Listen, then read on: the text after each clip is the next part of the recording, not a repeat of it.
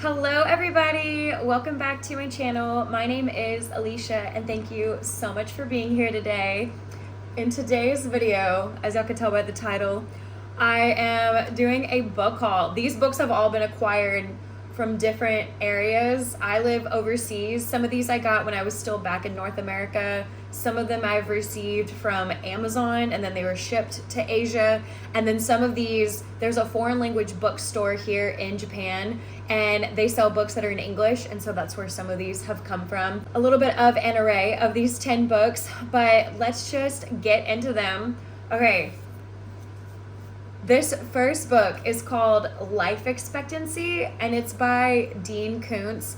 I have never read a Dean Koontz book before, but my husband wanted me to order this on Amazon and read it, and he asks me about it almost every day. And he kept asking me about it while I was still in transit, because in Japan, if I order from America, it takes about 2 weeks to get here.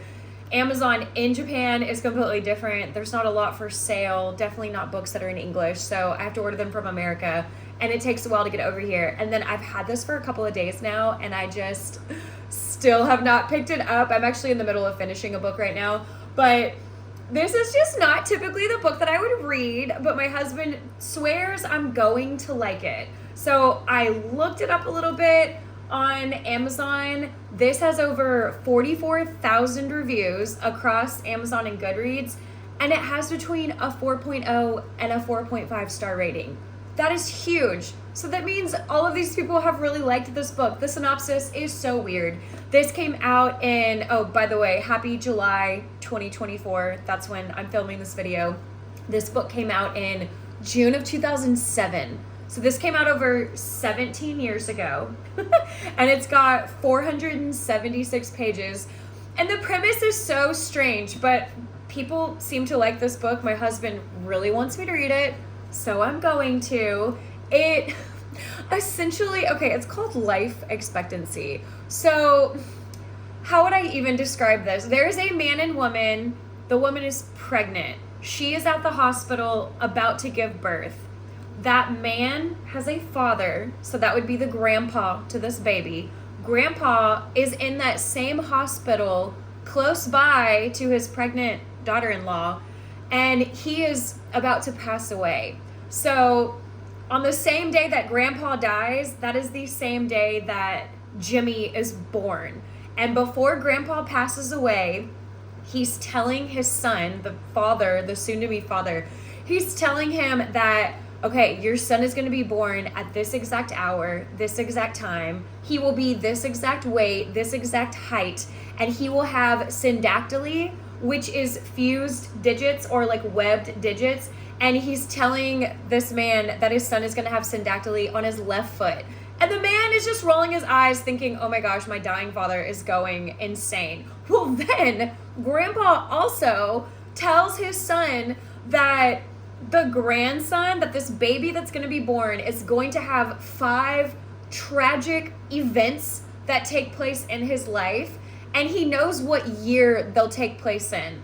He says when Jimmy turns 20, or I guess in his 20th year, something will happen when he's 23, when he's 28, 29, and 30 years old. So in those 5 years, something is going to happen, and apparently it's going to be horrible, and it's something that Jimmy is going to have to prepare for, but no one knows what they are. And that's the premise of the book. And then grandpa dies, and then the son, who just lost his dad, goes to his wife. She gives birth to Jimmy. Jimmy was born at that exact hour, at that exact time. He's the same height and weight that grandpa said he was going to be. And then he does have syndactyly. His left foot is fused together. His digits are webbed together. And the parents are thinking, this is very strange, but I think this was just a kooky man's last, his dying ramblings. So they're not really believing it. And then I guess we follow Jimmy throughout his life. And those 5 times in his life come true. There are terrible things happening to him. And I like, that's just such a weird premise. But my husband swears. He says this book is so good. And the reviews all seem really good. One review said this was a quirky non-thriller. I did not get the vibe that this was a thriller. However, on Amazon, it'll tell you the top 3 genres, like what Amazon ranks this as. Number 1 is horror suspense. How is this horror suspense? And then I don't remember what number 2 and number 3 were, something with psychological fiction or something like that, but what am I about to get into? But Tim really wants me to read this, so I'm going to read this next. I'm almost done with a book that I'm wrapping up right now, and then I'm going to pick this book up and we will just see how it goes. The second book that I received is also from Amazon. This is Home Before Dark by Riley Sager. I love Riley Sager's books for the most part. I know some people have issues with some of the endings of his books. Some of them take on a more paranormal exorcist element, and then other ones end more realistically. I still love his books. House Across the Lake, I gave that 4 out of 5 stars. And then I read Lock Every Door, and that was like a horror book for me, but I gave that 4 stars. And then I read The Only One Left and gave that 5 stars. Oh my gosh, I read all of those last year. So this year, I want to read this one. I've wanted to read this one for a while now. This has over 225,000 reviews between Amazon and Goodreads, and it has between a 4.1 and a 4.5 star rating. So incredible. People must really like this book.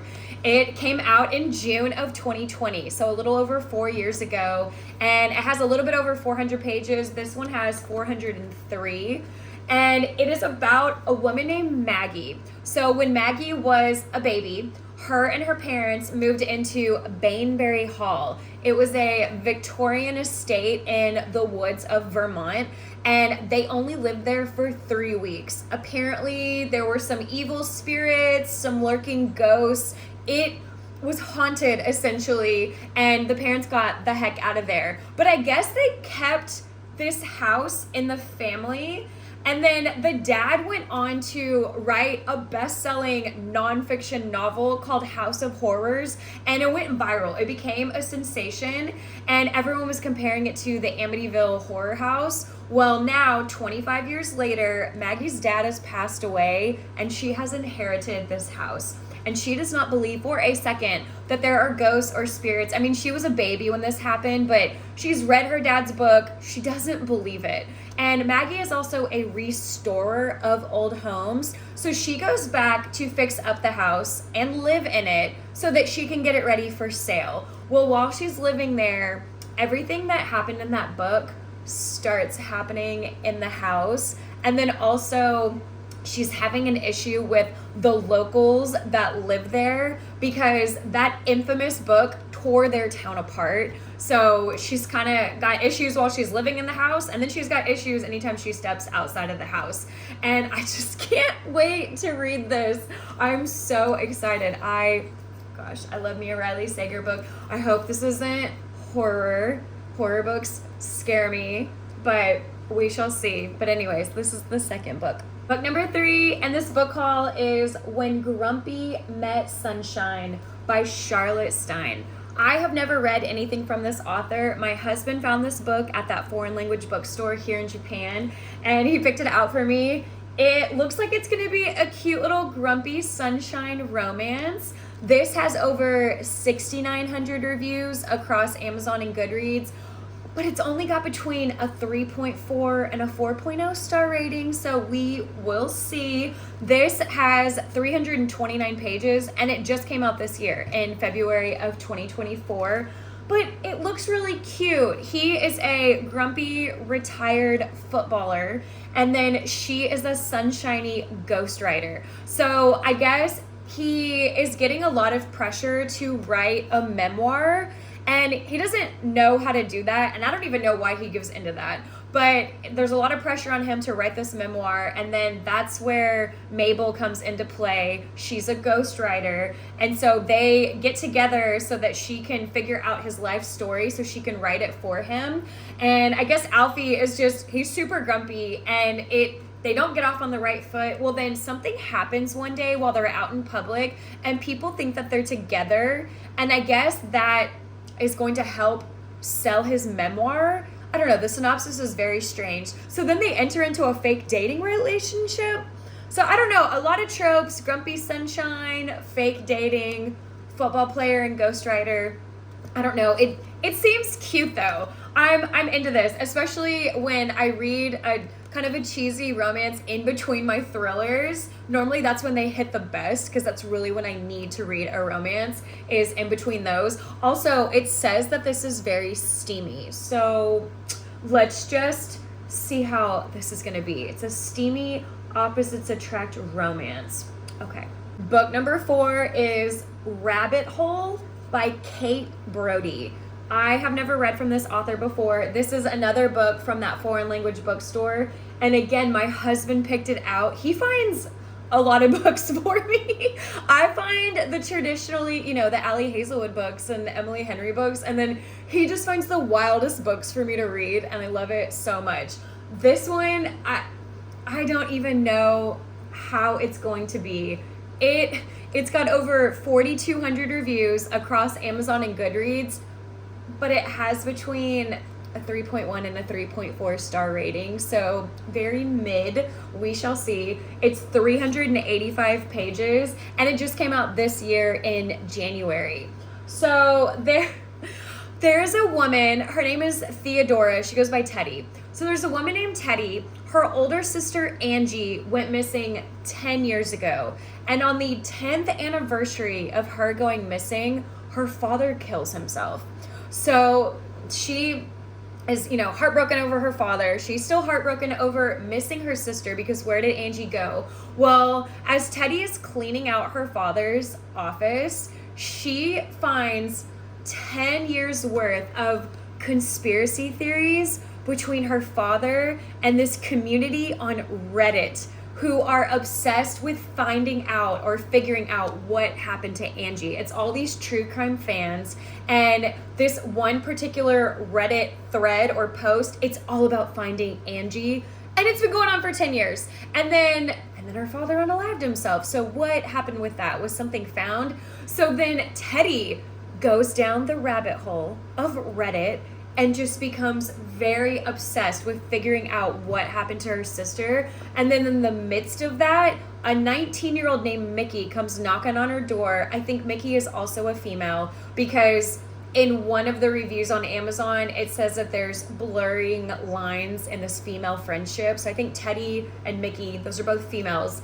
And then Teddy also has, it says, just got a gun-toting boyfriend, so we'll see what happens with him. But it's just them trying to figure out what happened to Angie. But in the midst of it, Teddy starts to kind of go crazy, and she can't figure out what is fact and what is fiction, and what is actually a memory versus what is a dream sequence.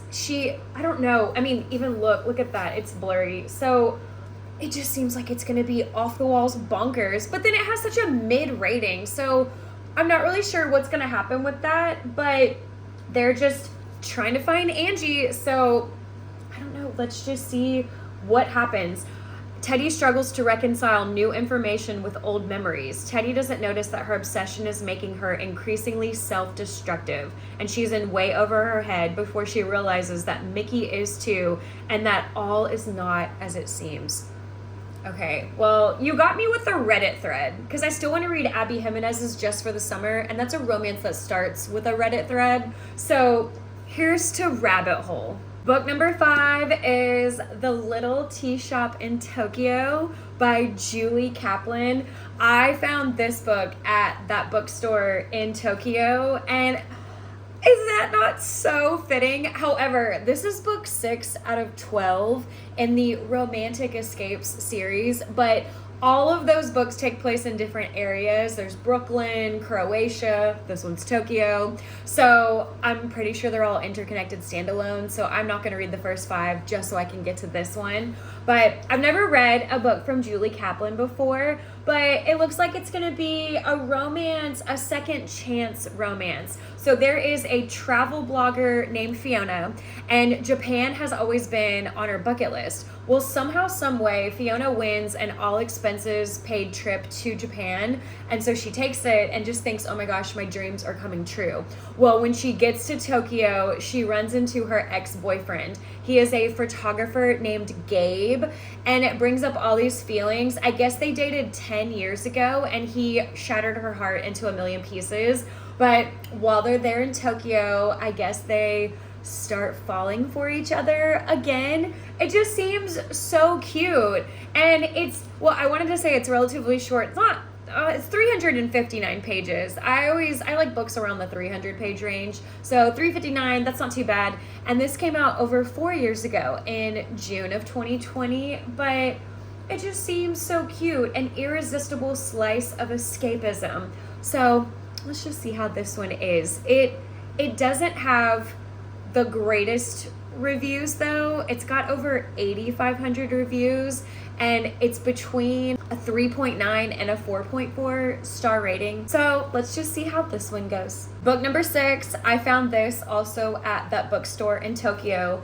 It is called Starling House by Alex E. Harrow. Alex E. Harrow. I've never read a book from this author before, but this was on my list. I'd made a list of books that I was looking for when we went to Tokyo, but I don't quite understand the premise. It's got over 90,000 reviews though. So let's say that first. Over 90,000 reviews. I think because this is a Reese's book club pick, but it's got between a 3.8 and a 4.2 star rating, so we'll see how it goes. I am confused on what the genre is, because on Amazon, it'll tell you the top 3, and it says contemporary fantasy, but then it says magical realism, love that. But then number 3 is dark fantasy horror. Is this horror? I don't know. I think it has to do with a haunted house, though.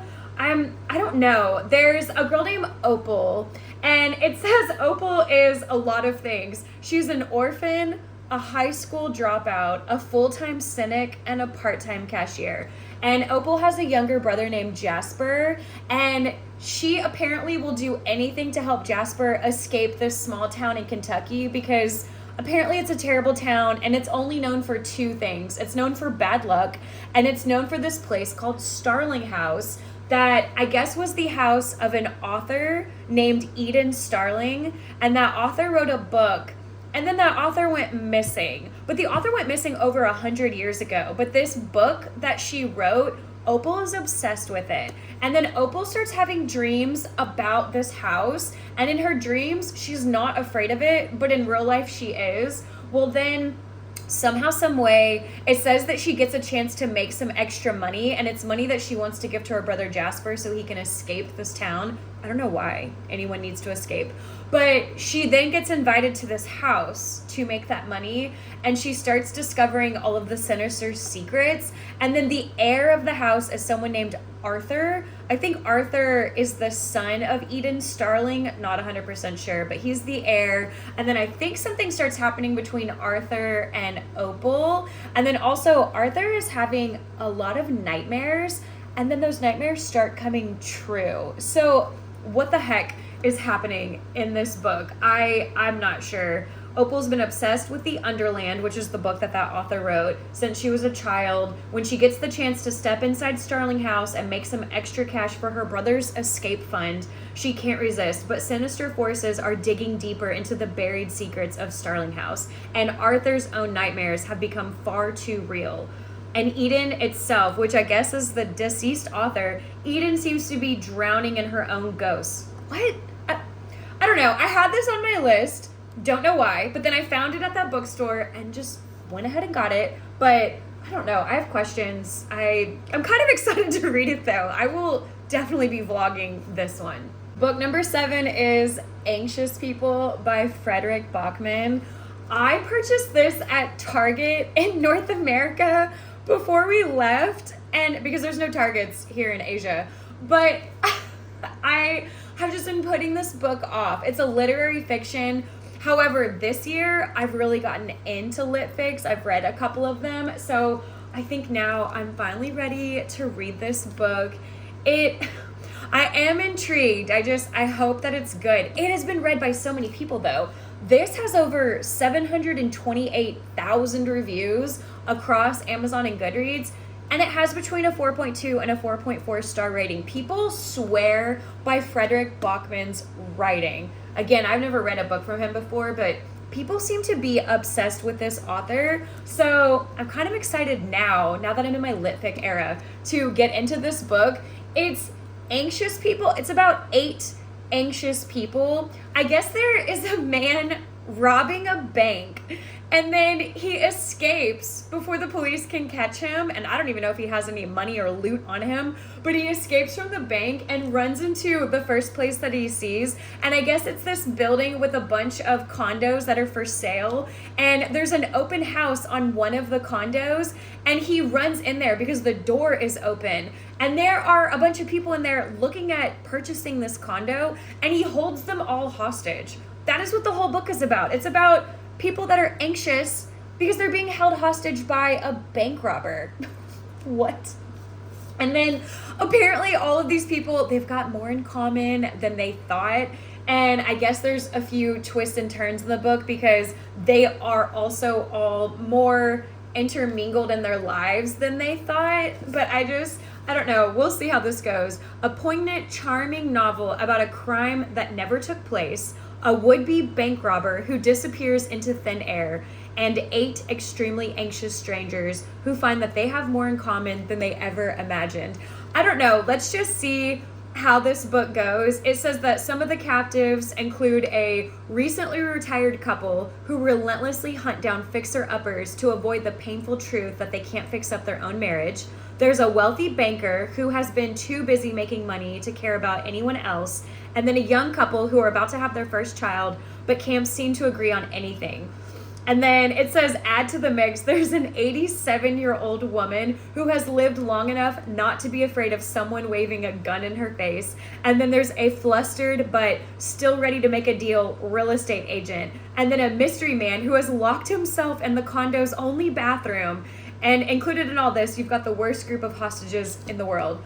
I don't know. I'm kind of excited, kind of anxious, kind of nervous to get into this book. I've just had it for a while. We moved here in November of 2023, and it is July of 2024 right now. This book has been sitting on my bookshelf for a while, but let's just see. Book number 8 is Fourth Wing by Rebecca Yarros. I think I accidentally got the special edition. This is also from that bookstore in Tokyo. I mean, there were 5 available and they all looked like this, so I wasn't trying to get the special edition, but it's very pretty, and it says, oh, limited holiday edition, bonus content included. Okay, that's really cool. That was not my intention.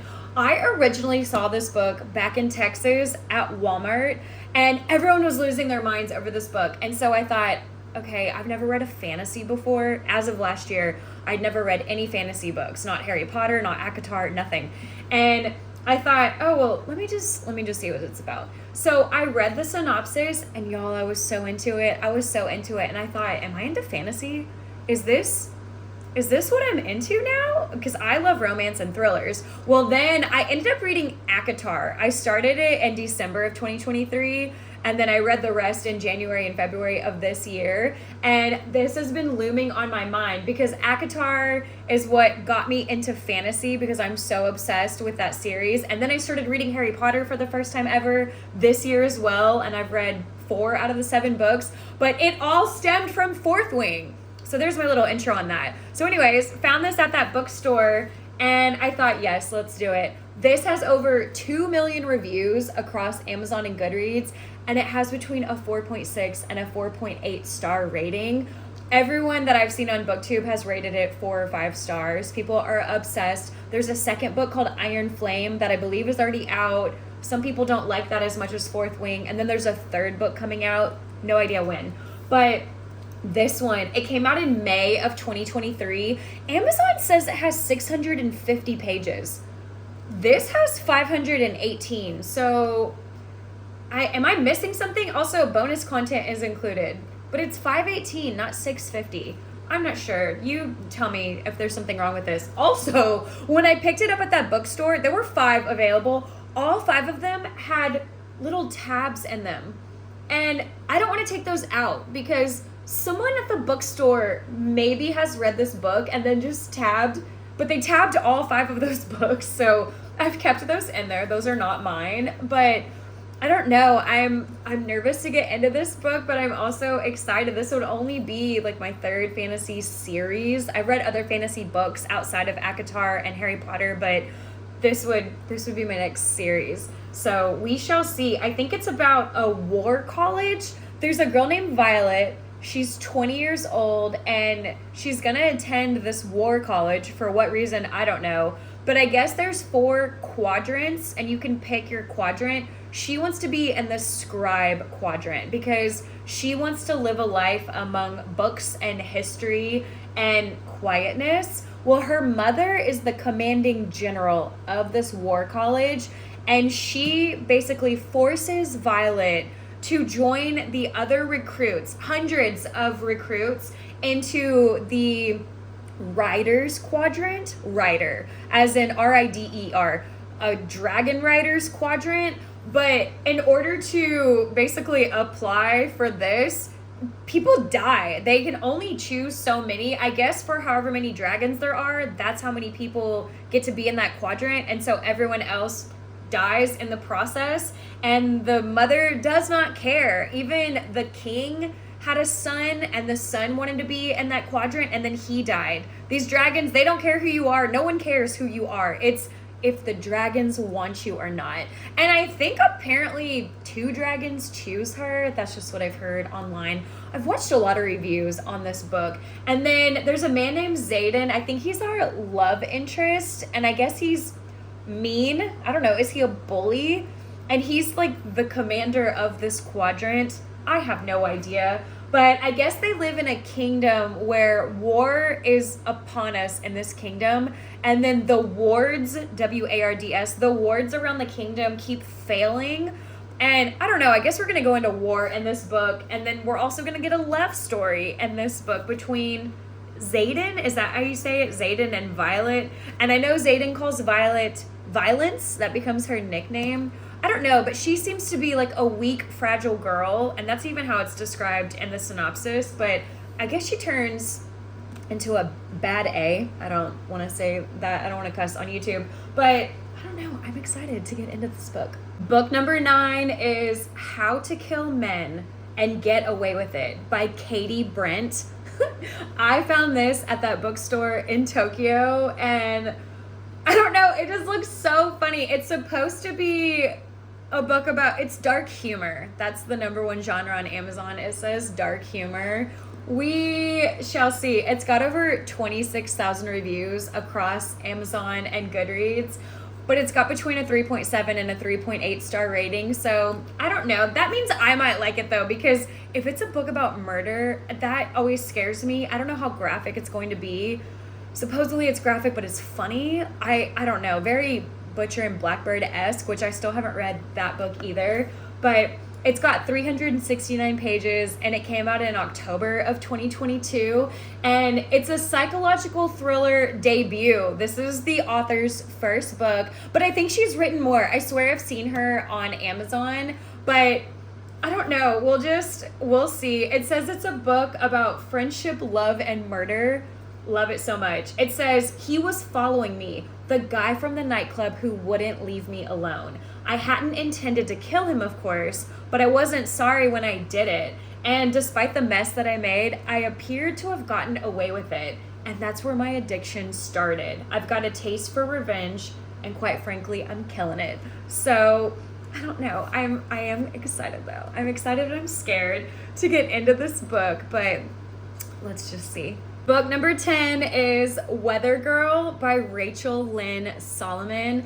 I want to read all of her books. I've read one, and it was more of a young adult or maybe a new adult. They were really young. It was a Groundhog's Day trope. It was called See You Yesterday. And now I just want to read all of her books. This one, I purchased it at Half Price Books back in the States. last year, so I still have not read it. This has been on my bookcase for a while now. So this one, it's got over 47,000 reviews across Amazon and Goodreads. And again, another mid-star rating between a 3.6 and a 4.0, but I'm really excited to get into it. It's 327 pages, and this came out in, I believe, January of 2022. But it's about Ari and Russell. Ari, she is a meteorologist, and Russell is a sports reporter. So they work at this TV station together, and their bosses, both of their bosses, they used to date. They are ex-husband and ex-wife, and I guess it's very tumultuous and they're always fighting, and it's getting in the way of what Ari and Russell want to do with their jobs and with getting promoted and moving up. Ari, for sure, she wants her boss to be her mentor, but her boss is too busy fighting with her ex-husband, and it's a whole thing. So then Ari and Russell come together and say, hey, how about we try and push them back together? It's so obvious that they're still in love with each other, that they still want to be with each other. How about we just parent trap this and get them back together? Well, in the process of that happening, these two fall in love, and it just seems so sweet. She's very sunshiny, and he seems like a golden retriever. And I don't even know if that's a trope, but I'm so obsessed. It just sounds so precious, and I can't wait to get into this. Perfect for rainy days and sunny days and everything in between. A tender, hilarious, and heartfelt love story. But this one, I can't wait to get into it. And I don't know why it's taking me so long to read it, because I really loved Rachel Lynn Solomon's first book that I read. So Weather Girl, book number 10. Okay, everybody, those are the 10 books for this book haul. Thank y'all so much for coming along on this journey with me. This has taken me a little bit to film. It was daylight whenever I first started, and now it is nighttime. So thank you so much for being here, and let me know if there's any vlogs you want to see about any of these books, and let me know if there's any other books that you would like me to read and vlog in the future. And y'all have a good rest of your day. Bye.